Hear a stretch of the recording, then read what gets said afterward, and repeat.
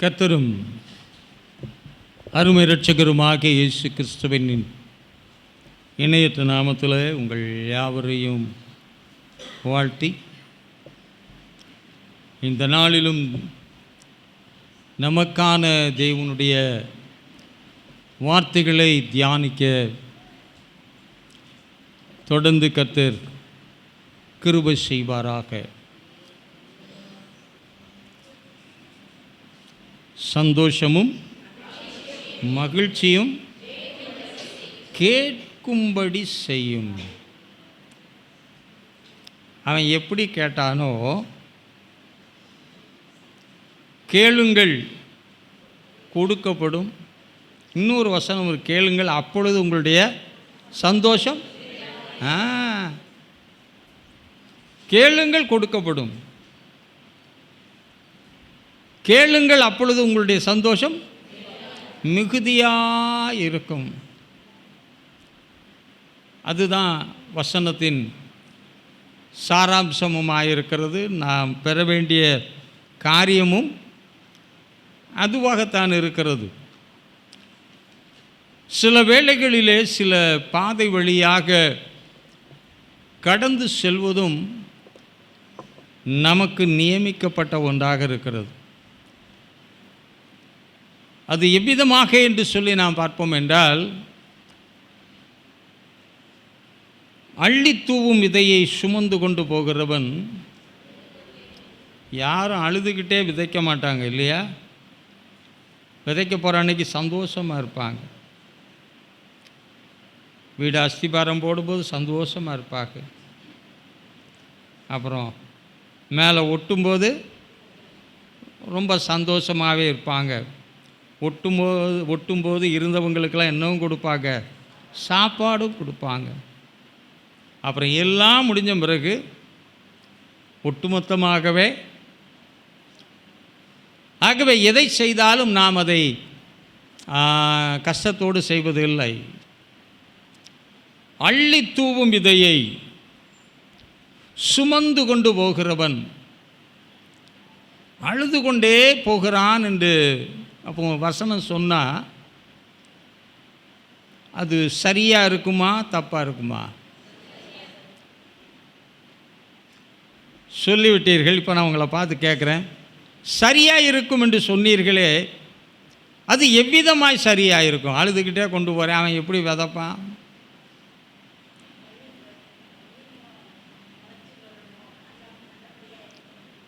சரி சரி, இந்த உட்கருத்துக்காக நான் நேரம் செலவழித்து உங்களையும் சோதிக்க நான் விரும்பலை. பஞ்ச காலமாக இருக்கும் பொழுது விதைக்கிறவன் விதைக்க போகும்போது சந்தோஷமாக போக மாட்டான். ஏன்னா விதைச்சது கூட அவனுக்கு திரும்ப கிடைக்காது. மண்ணில் போடு பொண்ணில் போடுன்னு சொல்லுவான். மண்ணில் போட்டும் பொண்ணை எடுக்கலாம். அதே வேளையில் பஞ்சமான சூழ்நிலையில் விதைப்பான் என்றால் போட்டதுக்கே என்ன கிடைக்காது, பலனே கிடைக்காது. அப்போது பஞ்ச காலத்தில் ஒருத்தன் விதைச்சானா யார் மேலே நம்பிக்கை உள்ளவன் விதைப்பான்? ஆமாம், தேவன் மேலே நம்பிக்கை உள்ளவன். ஆனால் காலம் எப்படி இருக்குது? ஒருத்தரும் விதைக்கலை, ஆனால் யார் மட்டும் விதைக்க போகிறான்? நான் மட்டும் விதைக்க போகிறேன். நான் விதைக்கும் போது பார்க்குறவங்களாம் என்ன சொல்லுவான்? முட்டாப்பைய, அறிவு இருக்கா? அதை வச்சிருந்தாலும் சாப்பிடலாமே. அள்ளி தூவும் விதை, அள்ளி தூவும் விதை என்பது விதைத்தானியம். அறுவடையிலே முதலாக எடுக்கக்கூடியது விதைத்தானியம். அதை யாருமே சாப்பிட மாட்டாங்க, விதைப்புக்காகவே வைத்திருப்பார்கள். பெஸ்ட்டு குவாலிட்டி அதுதான். இப்போ அவனுக்கு தானியமே இல்லாதபடியால் இப்போ எதைத்தான் விதைக்கணுங்கிற ஒரு சூழ்நிலை. விதைத்தானியத்தை விதைக்க வேண்டும் என்றால் கால சூழ்நிலை சரியில்லை. ஆனாலும் அவன் அழுது கொண்டே போனாலும் விதைக்கிறவன் நம்பிக்கையோடு விதைக்க கடவன் என்று சொல்லப்பட்டிருக்கிறது. அப்படி விதைக்கும் பொழுது அதை பார்க்கிற தேவன், சிலர் விதைச்சா யாருக்காக மட்டுமே விதைப்பாங்க?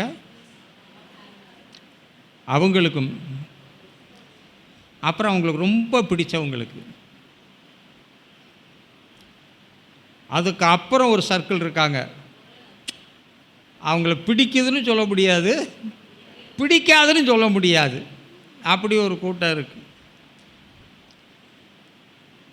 எப்படி விதைத்தாலும் சரி, விதை தேவனும் சொல்லியிருக்கிறார், விதைப்பும் அறுப்பும் பூமி உள்ளளவும் ஒளிந்து போவதில்லை என்று இருக்கும் பொழுது, தேவனுடைய விதை தானியத்தை இந்த மாதம் முழுவதும் நம்ம என்ன செய்திருக்கணும்? விதைச்சிருக்கணும். கஷ்டமான சூழ்நிலைகள் கேள்விப்பட்டாலும் அதிலே விதைத்திருந்தால், மேனியை தருகிறவர் விதைச்சதுக்கு அப்புறம் அது விதைப்பு, அந்த விதைப்பு வளர்வதற்குரிய தண்ணீர், ஏனண்டா அப்போலோ நட்டினான், தேவன் நீர் பாய்ச்சுகிறார். ஆகவே தேவன் நீர் பாய்ச்சுகிற தேவனாக இருக்கிறார். அப்போ நீர் பாய்ச்சுகிற தேவன் நிச்சயமாக நீர் பாய்ச்சும் போது அந்த பஞ்ச நேரத்துக்கு விதை வளர்கிறதுக்கு தண்ணீர், இந்த வறட்சியான வாழ்க்கையில் நம்முடைய விதை வளர்வதற்கு ஜீவ தண்ணீர் தேவை. அந்த தண்ணீர் இல்லாமல் விதை என்ன செய்யாது? வளரவே வளராது. ஏன்னா அதற்கு தண்ணீர் தேவை. ஆனால் அதை போல இந்த விதை வளர வேண்டும் என்றால், இந்த விதை, ஆமாம், இது வளரணும்னா தேவன், ஆமாம், எதை தருவார்? வசனம். வசனம் ஜீவ தண்ணீராக, இங்கே வசனமாகிய விதை உங்களுக்கு கொடுக்கப்படும். ஜீவ தண்ணீரான அந்த தண்ணீரை நீங்கள் விதைத்த அதிலே வளரும்படியாக கர்த்தர் செய்வார். இன்னும் வசனம் சொல்லுகிறது, நிலம் யாரா? நாமே நிலம். வசனம் விதையாகவும் இருக்குது, வளரச் செய்வதற்கு தண்ணீராகவும் இருக்கிறது. சரியா? எல்லாவற்றிலிருந்து பாதுகாக்கக்கூடிய ஒன்றாகவும் தேவன் அந்த ஜீவ தண்ணீரை நமக்கு கொடுத்துருக்கிறார். எதில் விதைச்சிருக்கணும்? இங்கே விதைச்சிருக்கணும். எத்தனை பேர் இங்கே விதைச்சிட்டீங்க? கையெல்லாம் உயர்த்த சொல்ல மாட்டேன். எனக்கு மனசில் இருக்குது பாஸ்டர். எதில் இருக்குது? ஆனால் வாயில் தான் வராது. இப்படி எப்படினாலும் வராது,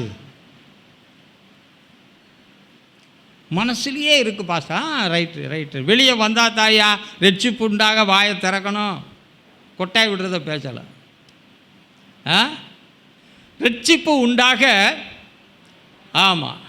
அப்போ அந்த ரெட்சிப்பு உண்டாக நான் அறிக்கை இட வேண்டும் என்றால், நிலமாகிய என்னை நான் பண்படுத்தி விதைத்தால், பண்படுத்தி விதைத்தால் என்று தான் வேதம். விதைத்தால் என்று போடவில்லை, பண்படுத்தி விதை.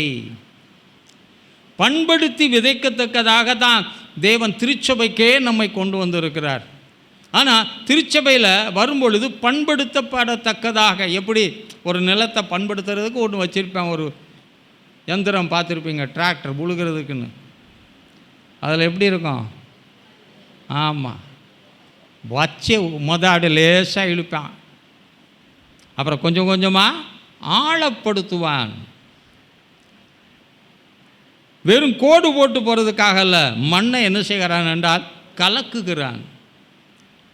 விதை விதைப்பதற்கேற்ற சூழ்நிலையை உண்டாக்கும்படியாக ஆவியானவர் கிரியை செய்கிறார். ஆனால் அநேகர் நிலமாகவும் இருப்பாங்க, வசனம் கேட்டாலும் நல்ல வசனம்லாம் நல்லா தெரியும், விதைத்தானே அவங்கள்ட்ட நிறையா இருக்கும்.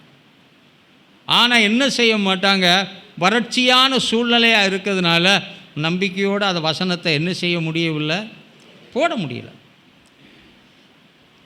போட்டுட்டா பஞ்சத்தில் சாப்பாடு கிடைக்காது. அட்லீஸ்ட் விதைக்காமல் இருக்கதை என்ன செய்வோம், நானும் என் குடும்பமும் சாப்பிட்டுட்டு இருப்போம் என்று சொல்லி விதைக்காமல் வைத்திருக்கிறதுனால ஆண்டவர் விதைக்கும்படியாக கொடுத்தாரா, பத்திரமா வச்சுக்க சொல்லி கொடுத்தாரா? ஆமாம். அப்போ விதைக்கும்படியே ஆண்டவர் கொடுத்துருக்கும் போது விதைக்காமல் வச்சுருந்தா கட்டி வைத்தால் என்னன்னு வேதம் சொல்லியிருக்கு. கட்டி வைத்தால் என்ன வரும் நான் சொல்ல விரும்பலை, ஆப்பம் வரும். ஆகவே கட்டி வைக்காமல் வாலிபராக இருந்தாலும் சரி, பிள்ளைகளாக இருந்தாலும் சரி, குடும்பத்தினராக இருந்தாலும் சரி, வயோதிபராக இருந்தாலும் சரி, கரெக்டாக என்ன செய்திருங்க, செய்து விடுங்கள். செஞ்சுட்டு அப்புறம் என்ன செய்யுங்க, நிம்மதியாக இருங்க. நம்மளால் விதைச்சுப்பிட்டு அப்புறம் உட்காந்து யோசித்து பார்ப்போம். நேற்று எங்களுக்கு கொஞ்சம் மழை பெஞ்சால் நல்லா இருக்கும் போல் தெரிஞ்சுது. இன்றைக்கி கண்டிப்பாக மழை வரும்னு சொன்னால் நான் வராதுன்னு சொல்லிட்டு போயிட்டேன். எப்படின்னா பலப்பரிசு அப்படி இருந்தால் தான் நல்லாவே இருக்கும்.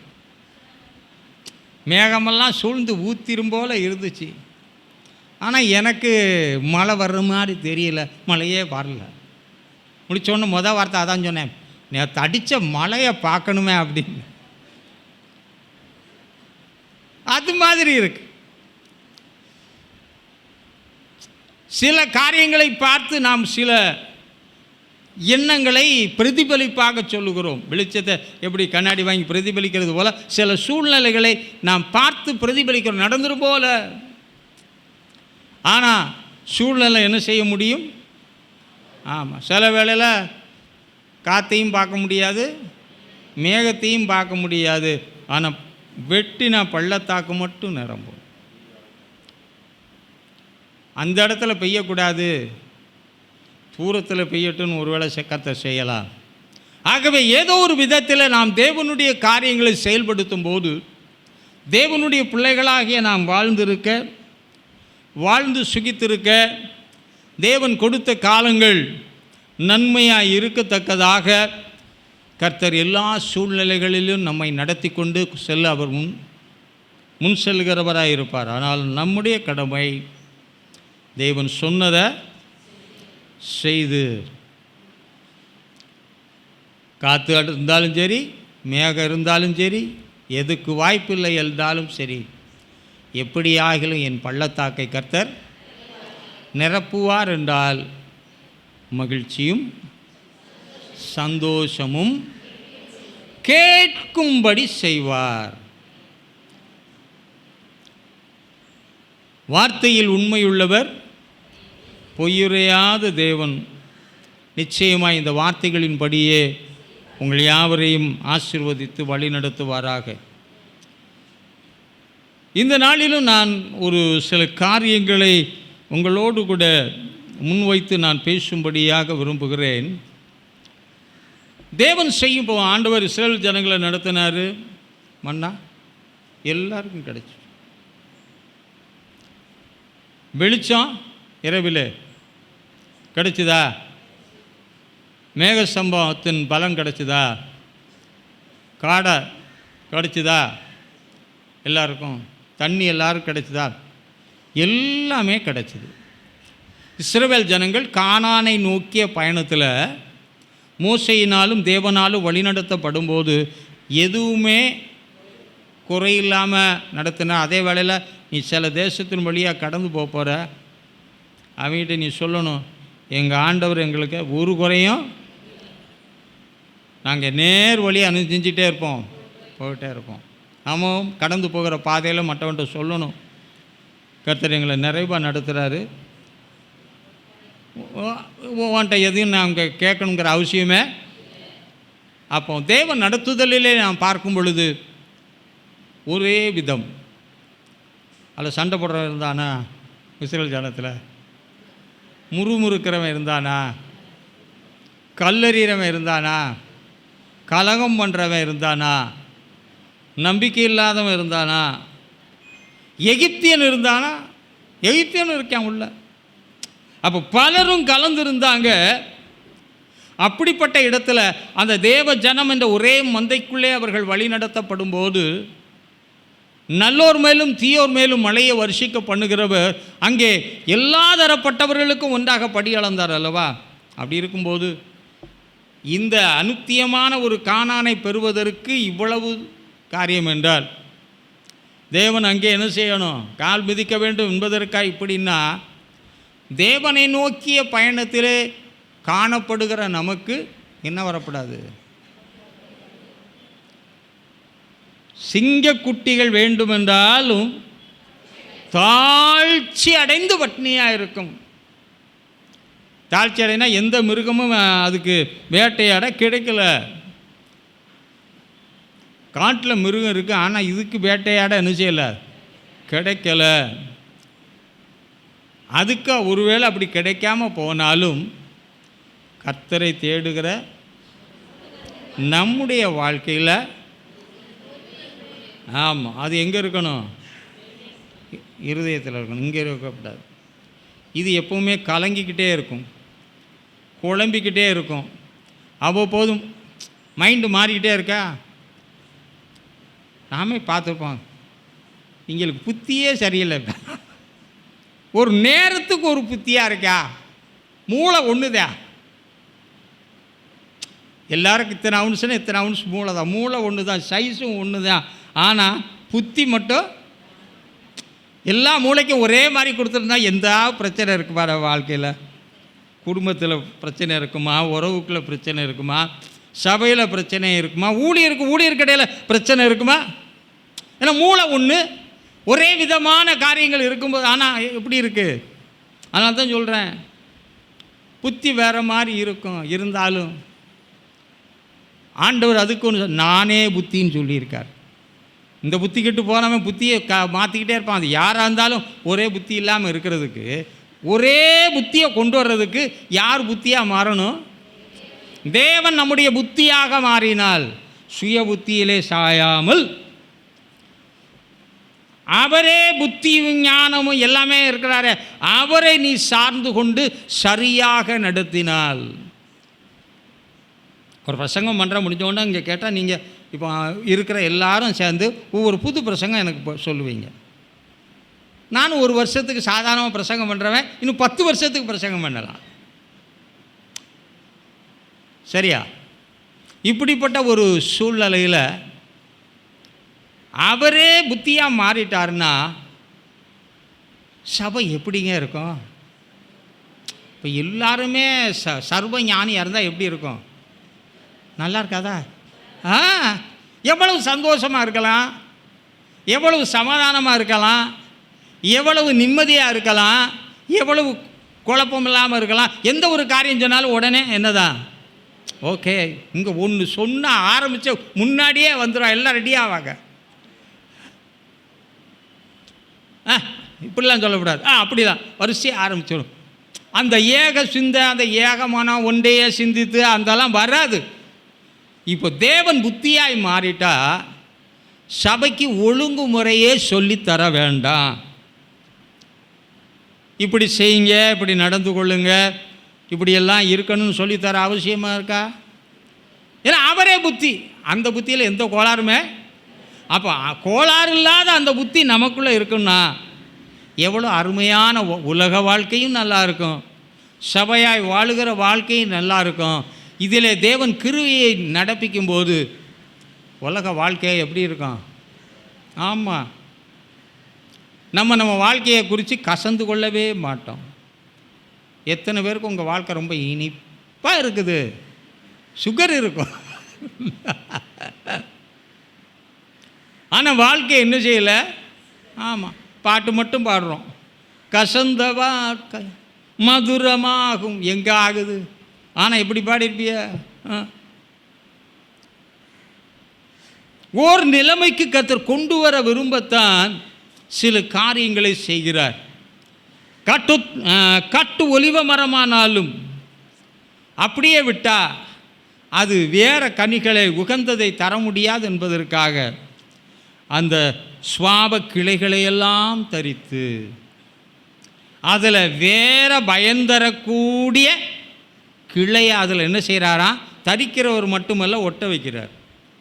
வசனம் பேசும்போது ரெண்டு நடக்கும், ஒரு வெட்டும் நடக்கும், ஒரு ஒட்டும் நடக்கும்.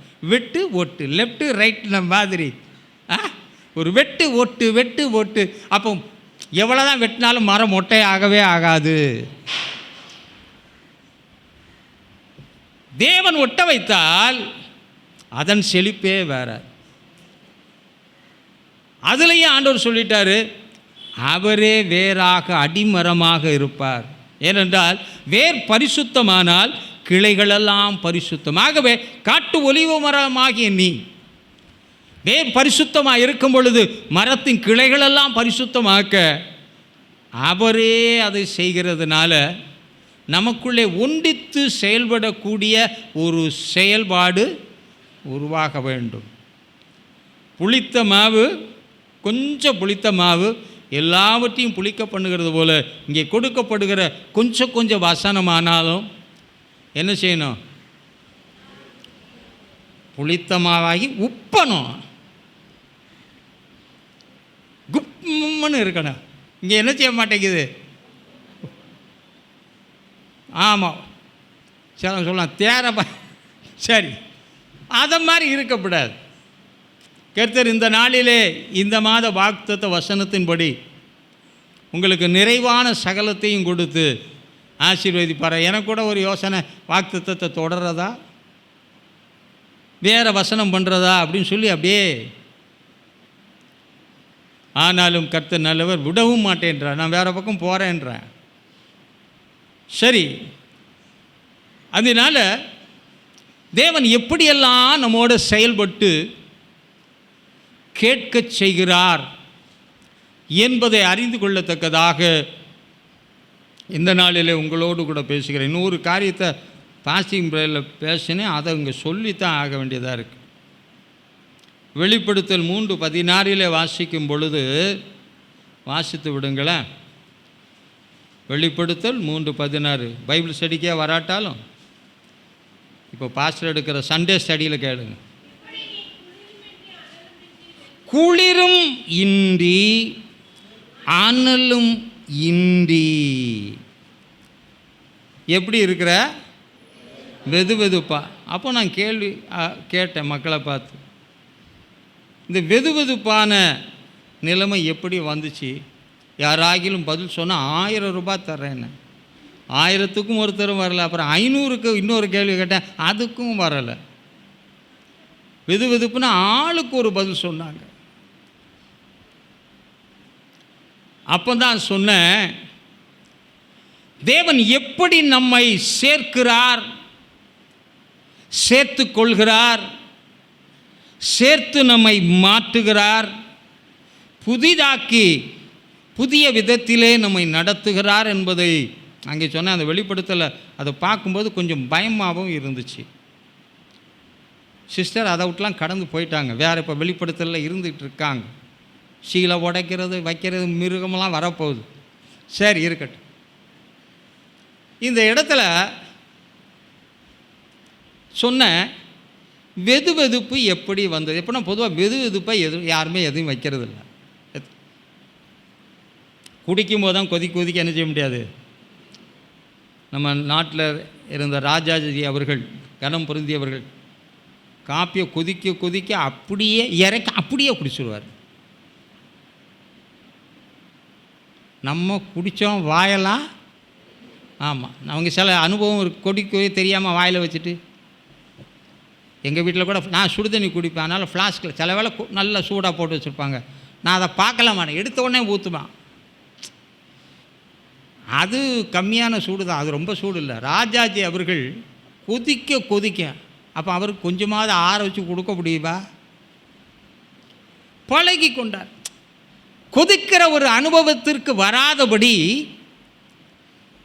வெது வெதுப்பான அனுபவம் வருவதில்லை. அதில் ஒரு சில வசனத்தை நான் வெளிப்படுத்தலை, நான் சொல்லிவிட்டு நான் பகுதிகளை கடந்து வர விரும்புகிறேன். எப்போவுமே கொதிக்க வச்சுக்கிட்டே இருக்க மாட்டோம் இல்லையா? எப்பவும் கொதிக்க வச்சுக்கிட்டே இருக்கிறீங்க. அந்த கொதி நிலையை குறைச்சிடுவோம் இல்லையா? அப்புறம் நெருப்பை என்ன செஞ்சிடுவோம்? அணைச்சிடுவோம். இந்த கொதிநிலை போதும் என்ற நிலைமையில் கொதிக்கிற நிலைமையை அதுக்கு ஆதாரமாக இருக்கிற அக்கினியை அவிச்சுவிட்டுறது. என்ன செஞ்சிடுறது? அவிச்சிடுறது. கொதிநிலை படிப்படியாக இறங்கி எங்கே வந்துடும்? ஆனால் ஒரு super beauty we can able to find in that script particular place, neither hot nor cold. அது இல்லாமல் ஜஸ்ட் அப்படியே வெது வெதுப்பாகவே மெயின்டைன் பண்ணுற ஒரு கோட். எப்படி? கொதிக்கிற தண்ணீரை அந்த கொதிக்கும்படியாய் நெருப்பூட்டுகிற நிலைமை நிறுத்திட்டா தன்னை போல் கொதிநிலை குறைஞ்சி என்ன செய்யும்? அப்புறம் குளிராக போயிடும் தானா. ஆனால் இது ஆக மாட்டேங்குது. அதுதான் அதில் உள்ள பியூட்டி. எப்பவும் எப்படி தான் இருப்பாங்க? ஆமாம், காய்ச்சல் மாதிரியும் தெரியாது, காய்ச்சல்னு சொல்லவும், ஆனால் உடம்பு டயர்டாக இருக்கும். அனுபவம் பேசுது, வேற ஒன்றும் இல்லை. நிறைய பேருக்கு காய்ச்சலாக இருந்தால் மருந்து கொடுத்துடலாம், இல்லை குளிர் காய்ச்சலாக இருந்தாலும் மருந்து கொடுக்கலாம். குளிர் காய்ச்சல் ஒன்று இருக்குது தெரியுமா?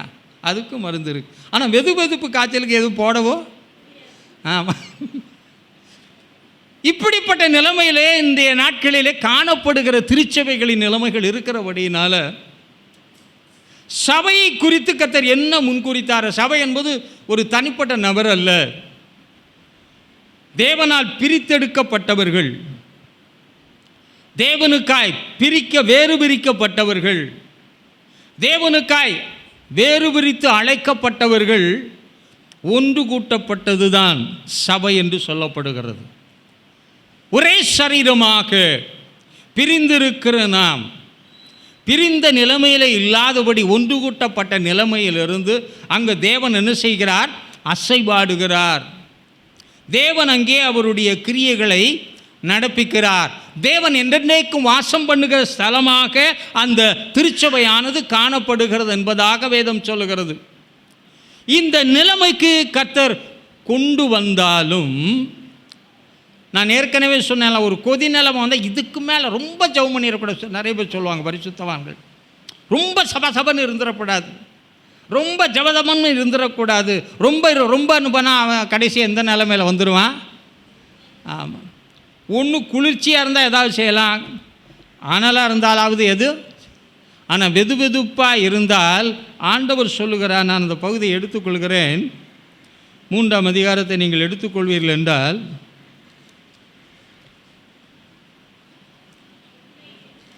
நான் எடுத்துக்கிறேன் சிஸ்டர்.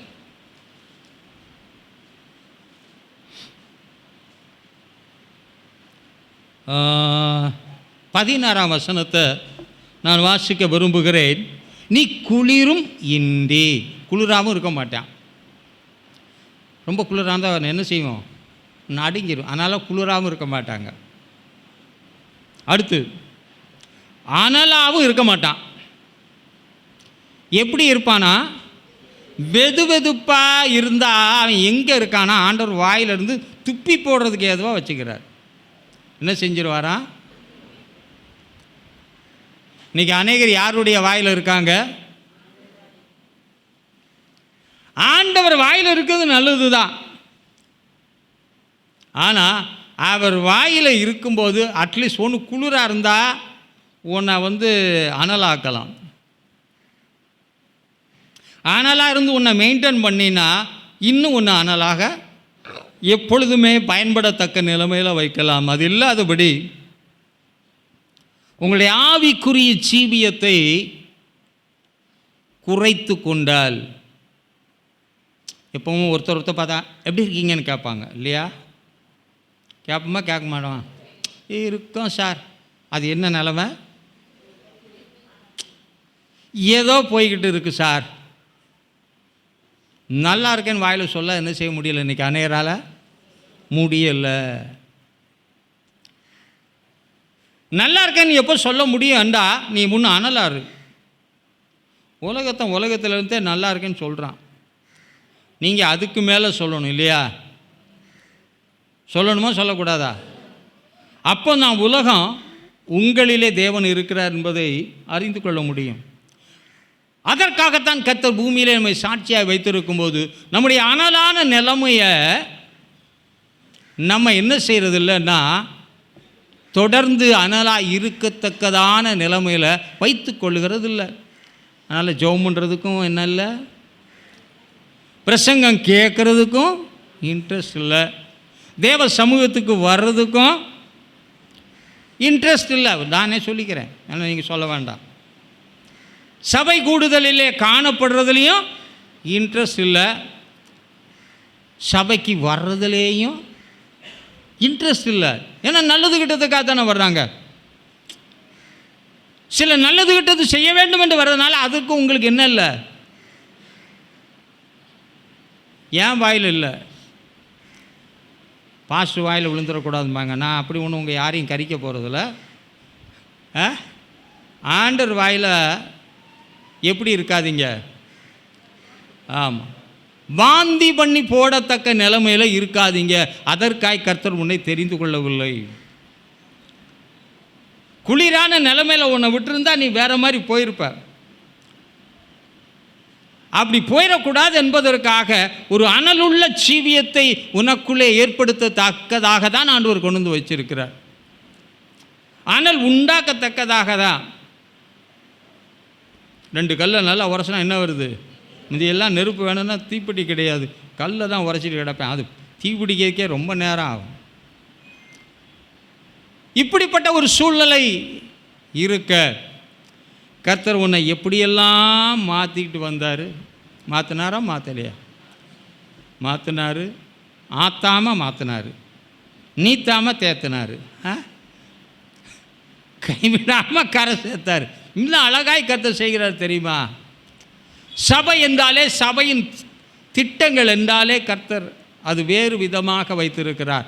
நாமும் கர்த்தரும், கர்த்தரும் நாமும் ஒன்றிணைந்து செயல்பட்டு கொண்டு போகிறது தான் திருச்சபை.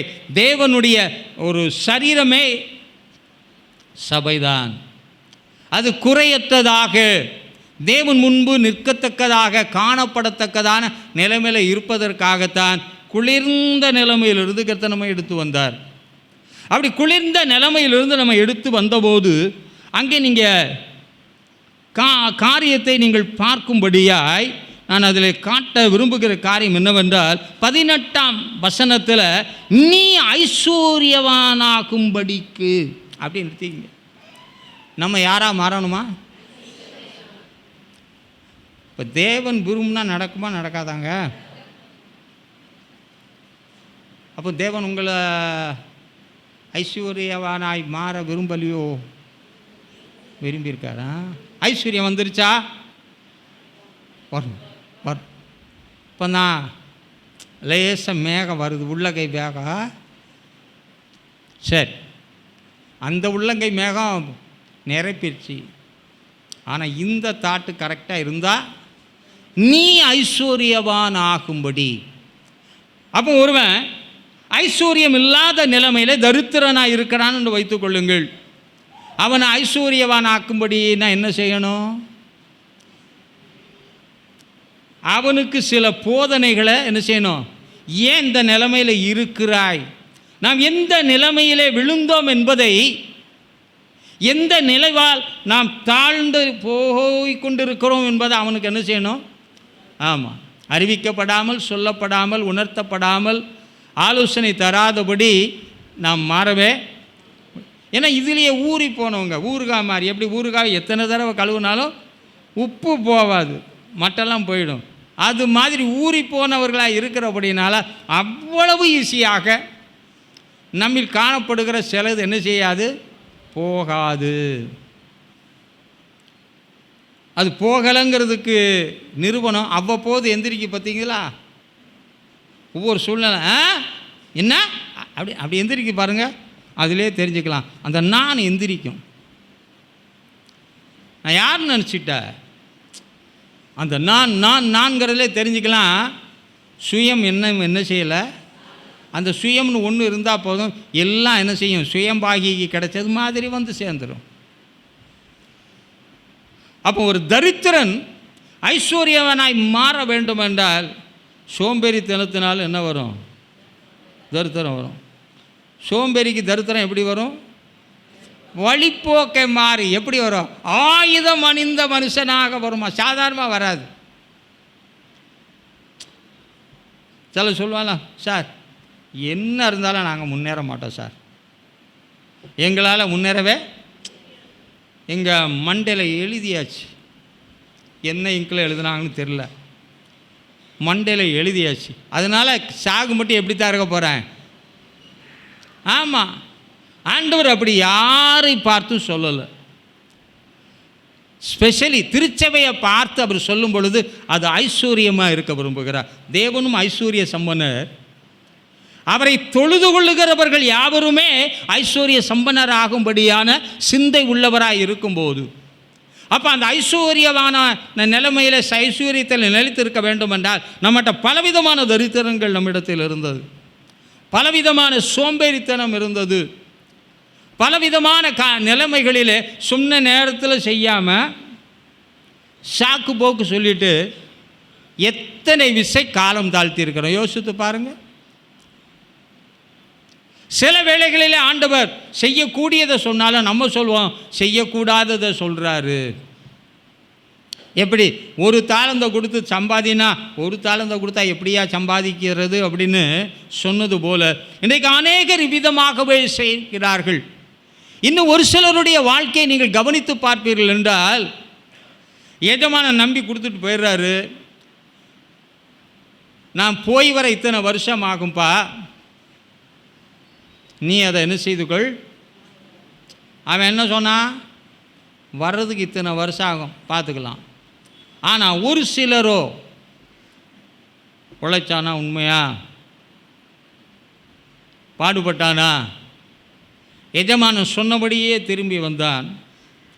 திரும்பி வந்தபோது யாருக்கெல்லாம் திரவியத்தை கொடுத்து சென்றானா ஒவ்வொருத்தனா வந்து கேட்டபோது, எஜமானனை சம்பாதித்தேன் என்று சொன்னான்.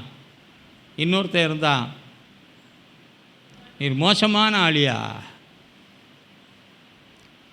கொஞ்சமாக என் கையில் கொடுத்துட்டு உங்கள் பாட்டில் என்ன செஞ்சிட்டீரு, அவனை மாதிரி நிறைய கொடுத்தா நான் நிறைய சம்பாதிச்சிருப்பேன். நீர் எனக்கு புத்தி படிப்பிக்கணும்னு நினச்சா நானும் உமக்கு என்ன செய்வேன். அப்போ ஏன் எத்தனை வருஷமாக இருந்தாங்க சம்பளம் வாங்கிட்டு இருந்த, போயிருக்க வேண்டியதானே, போயிருக்கணுமா போயிருக்கக்கூடாதாங்க. எஜமான் சரியில்லை, எஜமானே நான் வேலையை விட்டு ரிசைன் பண்ணுறேன் போயிடுறேன்னு சொல்லி போயிருக்கலாம்ல. இருந்து சம்பளத்தையும் வாங்கிக்கிட்டு வந்த பிறகு அவருக்கு என்ன செய்யணுமா, அவருக்கு புத்தி படிப்பிக்கணும்னு நினச்சான். நடந்தது என்ன, வேதனை. எல்லாரும் அந்த எஜமான இடத்துல வேலைக்கு வரும்போது எல்லாட்டையும் திறமையாக இருந்துச்சு, அவன் திறமைக்கு தக்கதாகன்னு போட்டிருக்கு. அப்போது தேவன் திருச்சபையில் நம்மை பற்பல நிலைமைகளிலிருந்து கொண்டு ஒரு ஆவிக்குரிய தரித்திரத்திலிருந்து பலவிதமான குறைபாடுகளிலிருந்து அறிவு வளர்ச்சி எல்லாமே குறைஞ்சிருந்தாலும் தேவ சமூகத்தில் வரும் பொழுது ஒவ்வொன்றிலேயும் தேர பண்ணுகிறார்.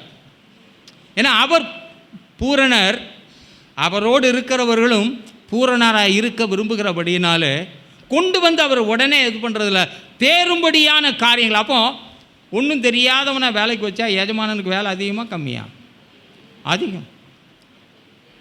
ஆமாம், சிலரை வேலையை சொல்லிட்டு போயிடலாம், சிலர்கிட்ட வேலையை சொல்லிட்டு போயிட்டா அந்த இடத்த விட்டு நகண்டோம்னா அதுக்கப்புறம் சொன்னது அங்கே இருக்காது. கிழக்க நோக்கி கட்டுனா மேற்க நோக்கி கட்டிக்கிட்டு இருப்பான். என்னப்பா கிழக்க, அப்படியா சார், நீங்கள் நின்றுருந்தீங்கன்னா எங்கே போயிருந்துருப்ப.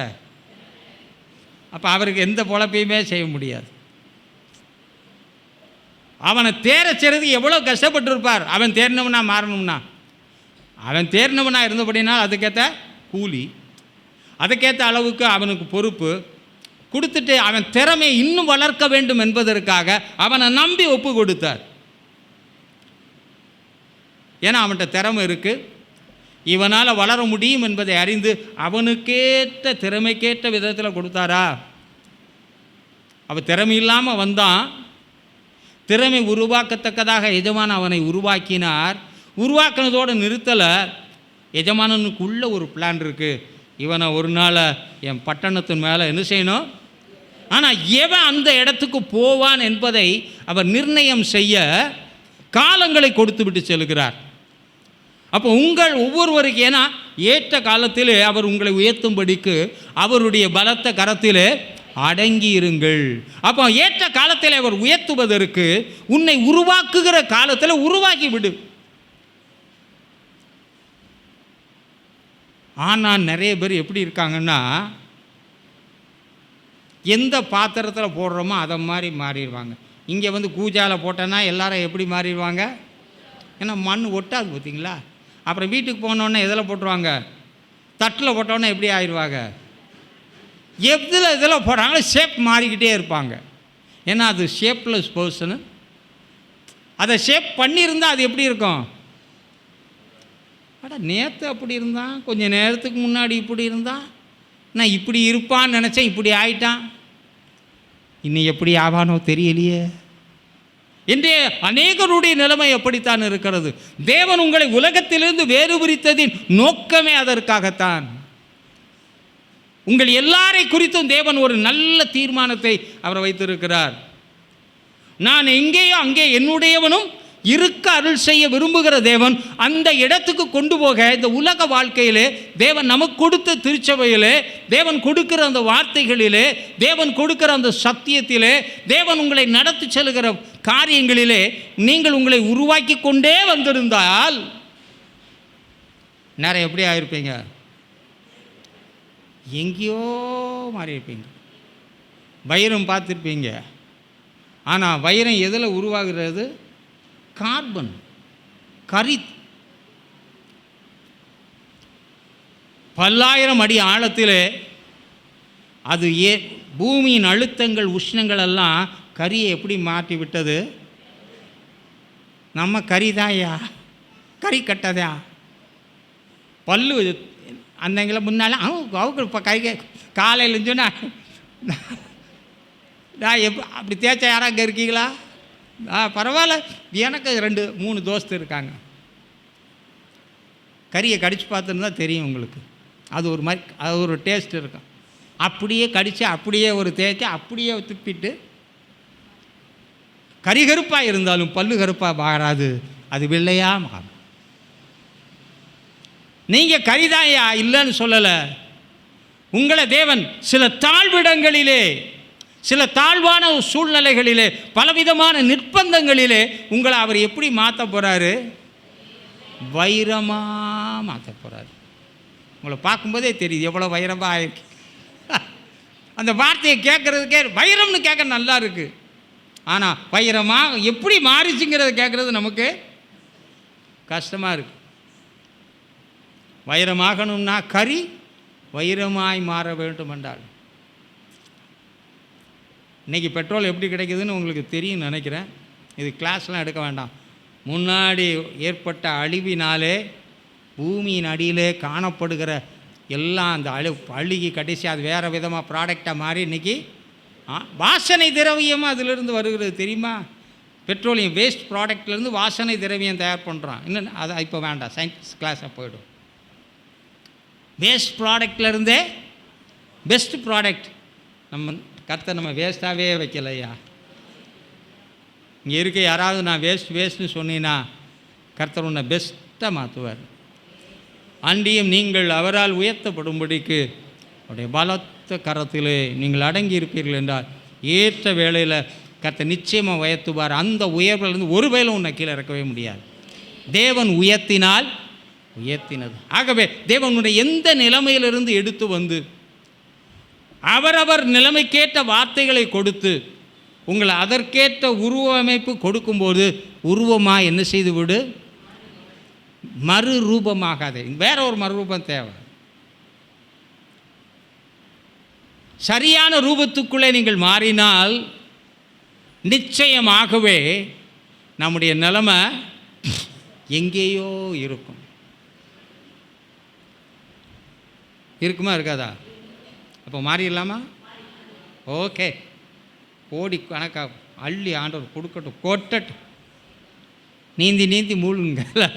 அப்படிப்பட்ட கத்த நிச்சயம் ஆபர சம்பனர் நம்மையும், ஆமாம், என்னிலும் அதிகமாய் என்ற நிலைமையிலே தேவன் நமக்கு ஒரு நிலைமையை வைத்திருக்கிறார். அப்படி நாம் பார்க்கும்போது நீ ஐஸ்வர்யவானாகும்படி நெருப்பிலே புடமிட்ட சாதாரண பொண்ணு அல்லையா.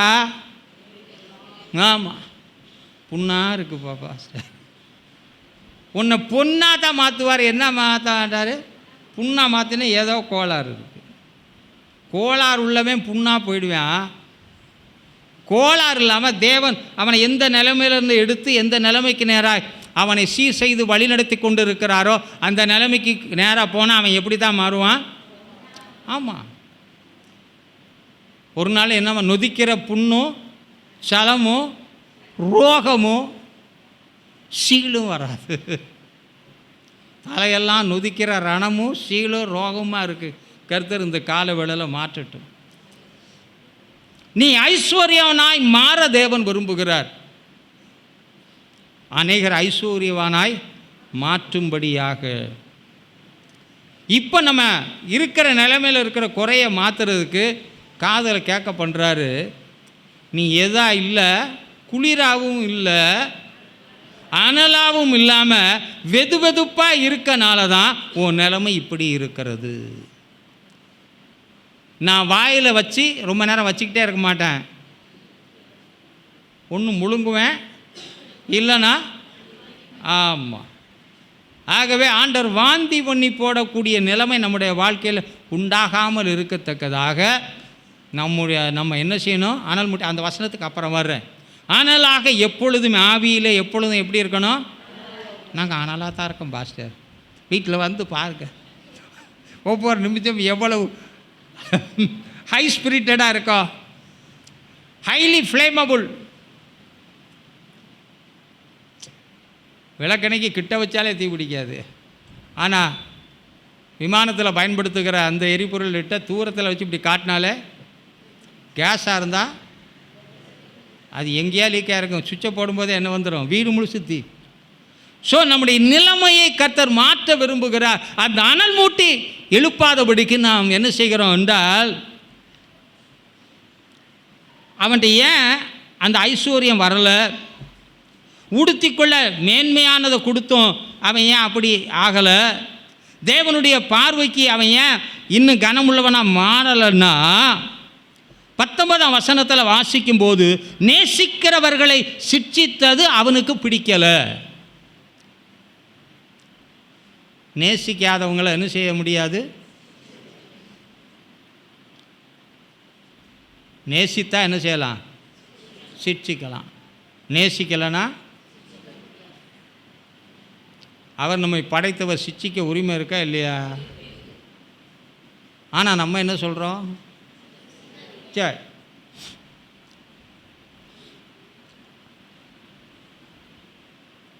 கடிந்து கொள்ளுதல் அவனுக்கு பிடிக்கலை.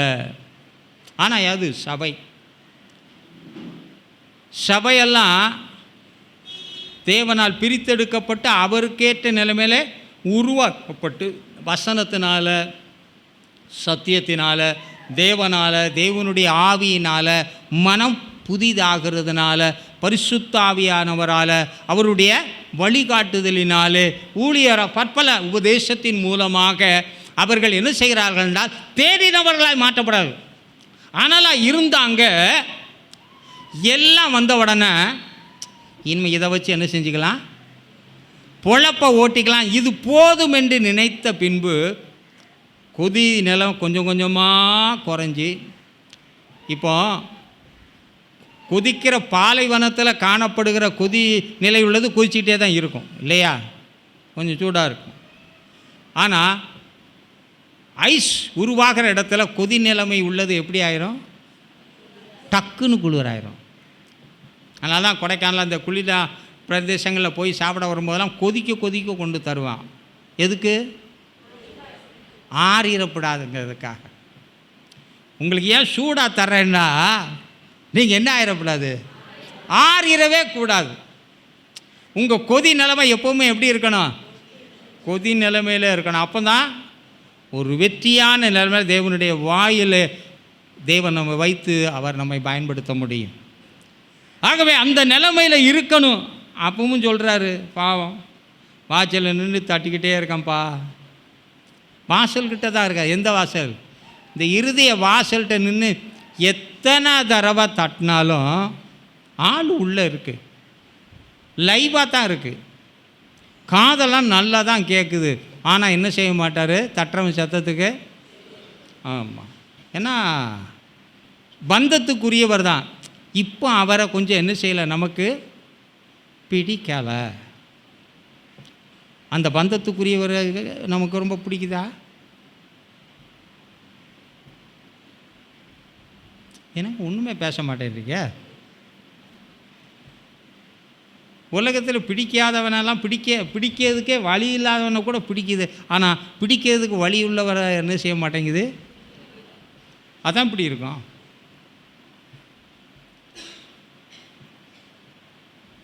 தயவுசெய்து மாற்றுங்க. நீங்கள் என்ன நிலைமையில் இருந்தாலும் அந்த நிலைமையில் தொடரவே. தேவன் ஐஸ்வர்ய சம்பன்னர். அந்த ஐஸ்வர்யத்துக்கு நேராக கர்த்தர் நம்ம என்ன செய்யணும்? ஏனென்றால் அநேகரை ஆசீர்வதிக்கக்கூடிய ஆசீர்வாதத்தின் பாத்திரமாய் அவருடைய கையிலே இருக்கிறோம். ஆகவே அவருடைய கையிலே அநேகரை ஆசீர்வதிக்கக்கூடிய பாத்திரமாய் இருக்கிற நாம் இந்த மண்ணிலே தேவ விதை விதைக்கப்பட்டு வசனமாகிய ஜலத்தினாலே நீர் பாய்ச்சப்பட்டு தேவனாலே பராமரிக்கப்பட்டு அது வளரும்போது அது நிச்சயமாக நூறத்தனையான பலனை கொடுக்கத்தக்கதாக. ஏனென்றால் எபிரேயர் 11:6 கூட நம்ம வாசிக்கிறோம், அடிக்கடி நம்ம மேலே பெய்கிற மழையை குறித்து நாம் கவலையற்று இருப்போம் என்றால், இல்லை என்றால் பெய்கிற மழைக்கேற்ற மேனியை கொடுக்காவிட்டால் அது சுட்டரிக்கப்படுகிறதாய் மாறிவிடும். நீங்கள் அப்படி போயிடாதீங்க. ஆகவே அடிக்கடி மழையாய் பெய்கிற பின்மாரியாய் பெய்கிற தேவன் அவருடைய வசனத்தின் மூலமாய் நம்முடைய ஆவிக்குரிய வாழ்க்கையிலே என்னென்ன இடங்களெல்லாம் குறைபாடு இருக்கிறதோ அதெல்லாம் மாற்றப்படும்படியாய், புதுப்பிக்கப்படும்படியாய், எடுத்து நிறுத்தப்படும்படியாய், தேவனோடு கட்டுவிக்கப்படும்படியாய், தேவனோடு சென்று செயல்படும்படியாய் நம்மை நெருக்கி ஏவுகிறதோ அதற்கு நேராக நீங்கள் செய்வீர்கள் என்றால் நிச்சயமாய் நல்ல பலன் அதை நமக்கு கேட்க வைக்கிறார். நமக்கு ஏன் பலன் கம்மியாகி போச்சு அதையும் கேட்க வைக்கிறாரு. நமக்கு என்ன தான் காதில் ஊதுனாலும் காது கொஞ்சம் எப்படி இருக்குன்னா டல் இயர்ஸ் விழும். ஆனால் விழ வேண்டியதெல்லாம் விழாது, விழக்கூடாதெல்லாம் நல்லா விழும். அப்படிப்பட்ட காதை முழு கேட்காததுன்னா எதாவது வைக்கலாம், இதுக்கு எதுவுமே செய்ய முடியாது. ஸோ இந்த காதையும் கர்த்தர் சரி பண்ணி சரியானதை கேட்கும்படியாக செய்து காதில் போட்டிருக்கிறார். இது ஒரு வகையாக கேட்கிற நிலைமை. இதை கேட்கும்போது காதுள்ளவன் கேட்டு என்ன செய்யணும்? அதன்படி செய்தால் கர்த்தர் உன்னை இந்த கால வேளையில் மலையின் மேலே கட்டப்பட்ட வீடாக வைப்பார். என்ன வெள்ளோட்டம் வந்தாலும், என்ன புயல் அடித்தாலும், என்ன காற்றடித்தாலும், அந்த வெள்ளப்பெருக்கு உன் மதிச்சுவர்களிலே மோதினாலும் அவர் ரட்சிப்பின் மதிலாய் உன்னை சுட்டி இருக்கிறபடியால் அந்த வீடு எப்போவுமே நிலைத்து நிற்கக்கூடிய ஒரு பாக்கியம் வரும். நீங்கள் அப்படிப்பட்ட வீடாக மாற கர்த்தர் இந்த காலையில் விரும்புகிறபடியால் உங்களோடு கூட இதை பேசி கொண்டிருக்கிறார். இதில் கொஞ்சம் கவனம் செலுத்துவோம். கேட்கும்படி செய்கிறவர் குறைவுகளையும் சொல்கிறார், நிறைவுகளையும் சொல்லுகிறார். அந்த நிறைவை பெற முடியாமல் காணப்படுகிற தடையானவைகளையும் சொல்லுகிறார். ஸோ சொன்னதை கேட்டு அதன்படி செய்தால் பாருங்கள், இவனை பற்றி பார்க்கும்போது இந்த வெத்து பந்தா காட்டுற கோஷ்டியாக இருந்திருக்கிறான். 17ஆம் வசனத்தில் பார்க்கும்போது நிர்பாக்கியவான், பாக்கியவான் என்று கூட சொல்லலை. பாக்கியவான்னா நல்ல நிலைமையில் இருக்கவன். ஆனால் இப்போ ஒரு கோடீஸ்வரன் வீட்டில் பிறந்து பிச்சைக்காரனாக இருந்தால் எப்படி இருக்கும்? கோடீஸ்வரன் வீட்டில் பிறக்கிறது பாக்கியம் தானே, அவனுக்கு பிள்ளையாக இருக்கிறது பாக்கியம் தானே. கிறுக்கனாக இருந்தாலும் அவன் அவனுக்கு சொத்து வந்து தான் சேரணும். ஆனால் இப்போ அனுபவிக்கக்கூடிய ஸ்லாக்கியத்தை அவன் பெறாமல் போகிறான். ஒரு பெரிய கோடீஸ்வரன், ஆனால் கோடீஸ்வரன் வீட்டில் பிறந்த பிள்ளை எப்போவுமே குழந்தையாக இருந்தால் கோடீஸ்வரன் பிள்ளை தான் சொத்துக்கு அவன் அந்த வயதை எட்டு மட்டும். ஆமாம், நமக்கு ஆண்டு போனால் வயது வந்துடும். ஆனால் இதுக்கு அப்படி இல்லைங்க. ஆண்டவருக்குள்ளே வளருகிற வளர்ச்சி தான் எதாய் கணக்கிடப்படும், வயதாய் கணக்கிடப்படும். அப்போ ஆண்டவருக்குள்ளே வளருகிற வளர்ச்சி. எத்தனை வருஷம் சபையில் இருக்கிறேங்கிறதெல்லாம் கேட்க மாட்டார். சபையில் மூப்பராக இருக்கலாம், இல்லைன்னா எதுவாகவும் இருக்கலாம். அதான் அவர் கேட்க மாட்டார். வளர்ந்தாயான்னு கேட்பார், கனி கொடுத்தாயான்னு கேட்பார், அதன் காலத்தில் நேர்த்தியாய் கொடுத்தாயான்னு கேட்பார். கொடுக்கலைன்னா உன் வளர்ச்சி. சபைக்கு வந்துட்டு போகிறது ப்ரெசண்ட் போடுறது.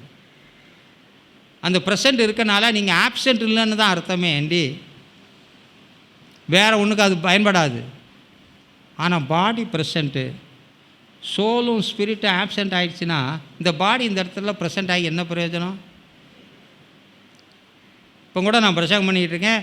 ஒரு சிலதை பார்த்துட்டு உட்காந்துருக்காங்க, யோசிச்சுட்டு. நான் சொன்னது அவங்க காதில் விழுந்துருக்குமா தெரியல, கேட்டு அவங்கள குழப்ப விரும்பலை.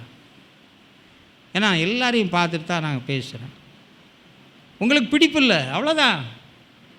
வளர்ச்சி இல்லைங்க. நேரடியாக தான் பேசுகிறேன், வளர்ச்சியே இல்லை. நீங்கள் வெதுப்பாக தான் இருக்கிறீங்க. எப்போ கத்தர் வாயிலேருந்து வாந்தி பண்ணுவார்னு. ஆமாம், வாந்தி வச்சு ஐயோ இவ்வளவு சாப்பிட்டு வந்துருச்சேன்னு சொல்லி பத்திரமா எடுத்து வைக்க போகிறாங்களோ. நீங்கள் நல்லா பிரியாணியாக சாப்பிட்டு வாந்தி பண்ணா ஐயோயோ பிரியாணி இல்லைப்பா, அது வெளியே வந்தால் பிரியாணியை சொல்ல மாட்டேன், வாந்தி தான். ஆண்டவரே நான் பிரியாணியாக தான் இருந்து உண்மைதாம்மா, ஆனால் நீ எப்படி இருந்த? சிலர் பார்க்கும்போதே அப்படியே ஒம்மட்டும் பார்த்துக்கிங்களா, அது தெரியாது. அந்த அதுக்கு எல்லாத்துக்குமே நம்ம சபையில் ஆள் இருக்கு. கர்த்தரை ஸ்தோத்தரிக்கிறேன்.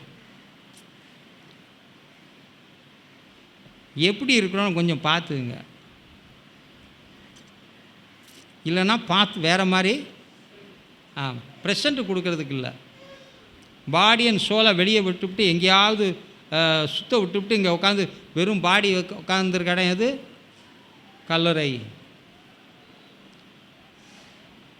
எசேக்கியேல் 37 வாசிக்கிறோம். எசேக்கியேலுக்கும் எலும்பு இருந்துச்சு, அங்கேயும் எலும்பு. இவனும் இஸ்ரவேலன், அவனும் இஸ்ரவேலன். நான் அவனை குறித்து படித்து பார்த்தேன். 22 வருடமாக தீர்க்க தரிசனம் சொல்லியிருக்கிறான். கிமு 95 73 வரைக்கும் 22 வருஷம் பெரிய தீர்க்க தரிசிகளில் ஒரு நபராக இருந்திருக்கிறான். 22 வருஷம் வாயை திறந்தாலே 22 வருஷம். அது 48 அதிகாரம் இருக்குது, 2ஆக பிரிக்கப்பட்டிருக்கிறது. 24 அதிகாரம் இஸ்ரவேல் ஜனங்கள் இஸ்ரவேல் ஜனமாக இல்லாதனால வரக்கூடிய சூழ்நிலையும், 24 48 அடுத்து புதுப்பிக்கப்படுவதற்குரிய ஆலோசனைகளை அங்கே சொல்லுகிறார். 2 காரியங்களாக அதை பிரித்து படித்து பாருங்கள், புரிந்து கொள்ளலாம். எசேக்கியேலை குறித்து வேதம் சொல்லும் பொழுது, நான் உன்னை இந்த ஜனத்துக்கு இல்லைங்க, அதை எடுத்தால் நான் சொல்கிறேன். எசேக்கியேலை நான் எடுத்து வச்சுருக்கிறேன், இடம் மட்டும் நான் பார்த்து சொல்லிடுறேன். 24 எசேக்கியேல் 27 24 படிங்க. எசேக்கியேல் 24 அவனை ஒரு அடையாளமாகவே கர்த்தர் இஸ்ரவேல் ஜனத்துக்கு வைத்திருந்திருக்கிறார். நம்ம வைக்க முடியுமா? அவர் தேவன் என்பதற்கு சாட்சி, அதை காட்டிலும் பெருசு தானே. அவன் அடையாளமாக இறுதி வரைக்கும் வாழ்ந்தானா? நம்ம எதுக்கு அடையாளமாக இருக்கிறோம்? எல்லாத்துக்குமே அடையாளமாக இருக்கும். அதுக்கு போனால் அதுக்கு அந்த அடையாளமாக இருப்போம். இதுக்கு வந்தால் ஆமாம், எந்த இடத்துக்கு போகிறோமோ, ரோமாபுரியில் இருக்கும் பொழுது ரோமனாகவும், வேறு நாட்டில் இருக்கும்போது அதை போலவும் அப்படி இருக்க கர்த்தர் விரும்பவில்லை. நீ தேவனுக்கு உன்னை அடையாளம் காட்டணுமா காட்டக்கூடாதா? அன்னைக்கு அவன் ஒருப்பனாக இருந்து 22 வருஷங்கள் சளைக்காமல் தீர்க்க தரிசனம் சொல்லி இருக்கிறார். அடையாளம் என்று அவனை சொன்னபோது அடையாளமாகவே இறுதி வரைக்கும் வைத்துக்கொள்ள. எசேக்கியேலை பார்த்தாலே தெரியும் எல்லாருக்கும் இவன் ஒரு அடையாளம். இப்போ உங்களை பார்க்கும்போது எதுக்கு அடையாளம் சொல்ல முடியும்? எதாவது சொல்ல முடியுமா? என்னங்க ஒன்றும் பேச மாட்டேன்றீங்க? பாஸ்டரை பார்த்தா கோவப்படுறாரு, கோபத்துக்கு அடையாளம் சொன்னால் அதெல்லாம் தப்பே கிடையாது. நம்ம சப்பை கட்டிடுவோம். கோபம் இருக்க இடத்துல என்ன இருக்குது? சப்பையாக கேட்குது. சரியாக சீராய் நாம் நடந்து கொள்வோம் என்றால் கரெக்டாக போயிட்டுருப்போம். சிலர்கிட்ட கேட்கலான்னு நினைக்கிறேன், சரி வேண்டாம் அப்படி சொன்னோடனே டக்குன்னு எல்லாம் அலர்ட் ஆகிடுவாங்க. அதுக்காகத்தான் சிலர் அப்போ ஹலோ இங்கே இருக்கீங்களான்னு கேட்பாங்க. அங்கே தான் இருக்காங்க, இருக்கிறது இருக்கையில் இருந்தாலும் சரி ஸ்தோத்திரம் அல்லேலூயா அப்படி இருக்கிறது. அவனை எந்த நிலைமையிலே வைத்தாரோ 22 வருஷமாக சொன்னாலும் கேட்கலைங்க. ப்ரிப்பரேஷன். நீங்கள் இன்ன காரியத்தினால உங்களுடைய வாழ்க்கை இப்படி ஆகிறது, சிறைப்பட்டு இவன் இருந்த இடம் சிறைப்பட்டு போன பாபிலோனில் இருந்து கொண்டு தீர்க்க தரிசனத்தை சொல்லி கொண்டிருக்கிறான். சிறைப்படும் முன்பதாகவும் தீர்க்க தரிசனம், சிறைப்பட்ட பின்பும் அவனுடைய வார்த்தையிலே ஒரு தெளிவு இருந்தது. அவனையே போய் உலர்ந்த எலும்புக்கிட்ட பேசினா அவரை மேலே கையை வச்சா என்ன நடக்கும்னு இருக்குது, ஆவிக்குள்ளாக்கினா என்ன நடக்கும்னு இருக்குது. ஒரு தீர்க்க தரிசின்னா அவனுடைய இது எப்படி இருக்குன்னு வெளியே கொண்டு வந்த மாதிரி எலும்புக்கிட்ட போய் நிறுத்தி சுற்றி வரும்போது அவன் மனசில் எப்படி இருந்திருக்கும்னு ஒன்று தெரியும். ஏன்டா வேற எங்கேயா கூட்டு போகாமல் எலும்பு கூட்டத்தில் கூட்டு வந்திருக்கிற? ஆவிக்குள்ளானவனே சொல்கிற வார்த்தை இது என்னப்பா அப்படின்னா தேவரீர் அறிவீர்ன்ட்டான். எப்போ ஆவிக்குள்ளாக மாறின பின்பு. ஆவிக்குள்ளானவன் யார் அறிகிறானா? தேவன் அவனையும் அவன் தேவனையும் அறிகிறான். அவன் சொல்கிறான் அந்த வார்த்தை ஆவிக்குள்ளானவன். அப்போ ஆவிக்குள்ளாக இல்லாதவர்கள் எதை அறிவீர்கள்? தேவனுடைய ஆவியினால் நடத்தப்பட்டே அவனுக்கு இவ்வளவு கேள்வி வந்துச்சுன்னா நீரே அறிவீர்னு சொல்லிட்டான்னா, ஆவியினால் நடத்தப்படாமல் உங்களாலே நடத்தப்பட்டா நீங்கள் என்ன சொல்வீங்க? என்ன சொல்கிறதுனே தெரியல பாஸ்டர், எப்படி இருக்க போகுதுன்னு தெரியல பாஸ்டர், இப்படி சொல்வீங்கன்னு எனக்கு தெரியும் பிரதர்ஸ் அண்ட் சிஸ்டர். இப்போ எப்படி சொல்லணுங்கிறதையும் சொல்லிட்டேன். ஆவிக்குள்ளாக மாற்றி தான் கஷ்டப்பட்டு தான் வெளியே கொண்டு வந்து எலும்புகளை மத்தியில் நிறுத்திவிட்டார். இப்போ நம்ம நிற்கிற இடமும் அப்படி தான் தெரியுது, எலும்புக்குள்ளே நிற்கிற மாதிரி தான் இருக்குது. சரி, கர்த்தர் ஒரு மாறுதலை செய்யட்டும். டைம் 9 தொற்றுச்சு. ஆகவே கேட்க பண்ணுதல் இருக்கிற நிலைமையும் கேட்க பண்ணுவார். நாம் சந்திக்கிற சூழ்நிலைக்கானதையும் கேட்க பண்ணுவார். மாறுதல் அடைவதற்கான நிலைமையும் கேட்க பண்ணுவார். நம்ம வைத்திருக்கிற அந்த உயர்ந்த நிலைமையையும் கேட்க பண்ணுவார். நாம் அணிந்திருக்கும்படியாக தேவன் விரும்பின காரியங்களை அணியாமல் இருக்கிறதையும் கர்த்தர் சொல்லுவார். அப்போ சொன்னதெல்லாம் கேட்டு நம்ம சரியாய் செயல்பட்டால் வேறு எதுவும் நம்ம காதில் விழவே. இன்றைக்கி அந்த திருச்சபைக்கு தேவைப்பட்டுச்சு, ஆனால் தாவீதுக்கு அது என்ன செய்யலை, தேவைப்படலை. ஆகவே நீங்கள் தாவீதை மாதிரி இருந்தால் கரெக்டாக மகிழ்ச்சியும் சந்தோஷம் மட்டும் கேட்கும்படியாக செய்ய வாய்ப்பு. ஆனால் வெளிப்படுத்தல் 3:16 போல் இருப்போம். அதை போய் படிங்க, எனக்கு நேரம் இல்லை. அதை போல் இருப்போம் என்றால் பார்க்குறது பந்தா காட்டுவான். அந்த வசனத்தில் 16 பார்த்தீங்கன்னா பந்தா காட்டுற வேஸ்ட்டு, பந்தா என்கிட்டையும் செல்லாது. ஆமாம், எல்லார்ட்ட நீங்கள் என்ன பந்தா போட்டு பண்ணாலும் நம்மளை தெரியாதுன்னு சொல்ல மாட்டாங்க. உங்கள்கிட்ட ஒரு வேளை நேரடியாக சொல்கிறதுக்கும் வாய்ப்பு இருக்குது, சில வேளை மாட்டேன். வேறு பந்தா கோஷ்டி போகுது பாருங்க, அதை காட்டலாம் அசிங்கம், வேண்டாம். தேவன்கிட்ட நம்ம பந்தா இன்றைக்கி ஷோ ஆஃப் மினிஸ்ட்ரி தான் நல்லா நடந்துட்டுருக்கு. வெளிப்பார்வையிலே வெளித்தோட்டத்திலே பக்திமான்களாகவும் பரிசுத்தவான்களைப் போலவும் பயங்கரமான காரியங்களை வெளிப்பூச்சாக காரியத்தை காண்பிக்கிறார்கள். ஆனால் உள்ளேயோ செத்தவைகள் தான் அவர்களுக்குள்ளே. ஆகவே உயிருள்ளவன் என்று பெயர் பெற்றும் செத்தவர்களாய் காணப்படுகிற நிலைமை இருக்கிறபடினாலே மரித்ததை அகற்றினால் கர்த்தர் ஜீவிக்க செய்வார். எசேக்கியேலுடைய எலும்பு ஏன் வளரலைன்னா ஜீவன் இருந்தது, சரீரம் இருந்தது, சரீரத்தை போஷித்தான், பராமரித்தான். ஆகவே எலும்புகள் உலரவே இல்லை. இதுக்கு சரீரமும் இல்லை, ஆவியும் இல்லை, எதுவுமே இல்லாமல் வெட்ட வெளியில் கிடக்கிறனால இஸ்ரவேல் எலும்பாக இருந்தாலும் அது மகா வறட்சியில் தான். காரணம் தேவன் அல்ல. நம்மை நாமே நிதானித்து பார்த்தால் நியாயம் தீர்க்கப்படவே மாட்டோம். நாம் நியாயம் தீர்க்கப்பட்டால் அது நமக்கு பலம் தராது. சத்தியமும் நமக்குள்ள, நாம் சத்தியவான்களாய் இந்த உலகத்திலே நடந்து தேவனுடைய கிருபை பெற்றவர்களாய் ஆசீர்வதிக்கப்படுவோமாக. கேட்கிறவைகள் தாவீதைப் போலவே இருக்கட்டும். எப்படி? மகிழ்ச்சியும் துக்கம் வந்து சந்தோஷமாக மாற அது இருக்கட்டும். ஆனால் துக்கமே இல்லாமலும் கர்த்தர் நம்ம என்ன செய்ய முடியும்? அப்போ துக்கம் அனுமதிக்க காரணம் சபையிலே காணப்படுகிற சில குறைபாடு. நான் சபையை கர்த்தர் தன்னுடைய சரீரமாய் அவர் பார்ப்பதினாலே அபிதமாய் நாம் வைத்துக்கொள்ள பிரயாசப்படுவோம். கர்த்தர் உங்களை ஆசீர்வதிப்பாராக. ஜெபம். இங்கிலீஷுக்கு நல்ல பிதாவே, அன்பு நல்ல இரட்சகரே, உம்மை துதிக்கிறோம், ஸ்தோத்திரிக்கிறோம். இந்த நாளில் உம்முடைய வார்த்தைகளை கேட்கும்படியாய் நாங்கள் தொடர்ந்து ஒரு நல் காரியங்களை கேட்கும்படியான நிலைமையில் வைக்கப்படுவதற்கு உரிய காரணங்களை எல்லாம் உம்முடைய வார்த்தைகளை கொண்டு எங்களோடு பேசினீர். உம்முடைய பிள்ளைகள் அதன்படியே கேட்டு நடந்து ஆசீர்வதிக்கப்படுவார்களா. அப்படி எதிர்காலம் சந்ததி சந்ததியாய் உம்முடைய வருகை மட்டும் ஆசீர்வதிக்கப்படட்டும். துதிகன மகிமையெல்லாம் உமக்கு செலுத்துகிறேன் இயேசுவின் இன்ப நாமத்தில் பிதாவே. என் ஆத்துமாவே கர்த்தரை ஸ்தோத்திரி, என் முழு உள்ளமேருடைய பரிசுத்த நாமத்தை ஸ்தோத்திரி.